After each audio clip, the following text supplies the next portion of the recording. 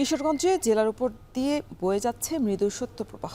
কয়েকদিন ধরেই দেখা মিলছে না সূর্যের, এতে স্থবির হয়ে পড়েছে জনজীবন। সেখানকার সবশেষ পরিস্থিতি জানাতে আমাদের সাথে কিশোরগঞ্জ থেকে যুক্ত হয়েছেন মশিউর কায়েস। কায়েস, আজ সকাল সকাল শীত কেমন অনুভূত হচ্ছে, আর তাপমাত্রার বিষয়ে আবহাওয়া অফিস কি বলছে?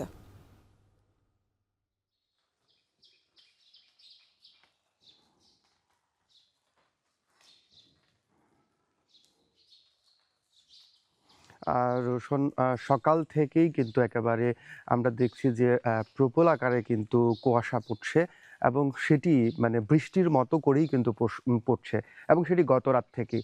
আর শীতের যে অবস্থাটা কিশোরগঞ্জে গত কয়েকদিন কিন্তু আমরা দেখেছি টানা ৩ দিন কিন্তু কিশোরগঞ্জে দেশের সর্বনিম্ন তাপমাত্রা ছিল। এর মধ্যে গত একদিন আ যদিও কিছুটা বেড়েছিল, গতকাল থেকে আবারও কিন্তু তাপমাত্রা নামা শুরু হয়েছে এবং আমি যদি বলি যে গতকালকে কিন্তু তাপমাত্রা ছিল 11 ডিগ্রি সেলসিয়াস এবং আজকেও 11 ডিগ্রি সেলসিয়াস, যেটি বলা যায় যে কিশোরগঞ্জের জন্য কিন্তু জনজীবন কিন্তু প্রায় বিপর্যস্ত হয়ে উঠেছে। কেননা যে নিম্ন আয়ের মানুষ যারা রয়েছেন তারা কিন্তু ঠিকঠাক মতে আসলে কাজে যেতে পারছে না।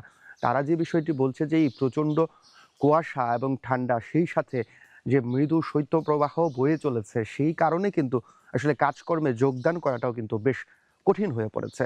আর যেহেতু এটি হাওর অধ্যুষিত একটি অঞ্চল, এখানে এই মুহূর্তে বোরো ধান রোপণের কাজ চলছে, বীজতলা আ আ তৈরি প্রস্তুত হচ্ছে এবং যে বোরো যে চারা রোপণের কার্যক্রম চলছে, সেই জায়গা থেকেও কিন্তু কাজ করতে বেশ বেগ পোহাতে হচ্ছে এবং আমরা দেখেছি যে হাওর অঞ্চলগুলোতে বিভিন্ন জায়গায় কিন্তু আসলে শ্রমিক সংকটও বিভিন্ন জায়গায় দেখা দিয়েছে। কারণ এই কনকনে ঠান্ডায় কিন্তু পানিতে নেমে কাজ করতে পারছে না শ্রমিকরা। সেরকমটা কিন্তু দেখা যাচ্ছে জেলার বিভিন্ন অঞ্চলে।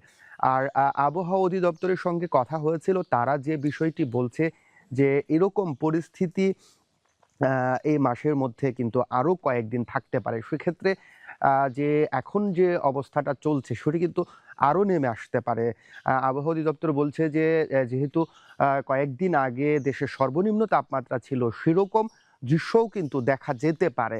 তবে তারা যে বিষয়টি বলছে যে আকাশ যদি মেঘাচ্ছন্ন হয়, সেক্ষেত্রে বাতাস যদি কমে আসে, ঠান্ডার প্রকোপ কিছুটা কমে আসতে পারে।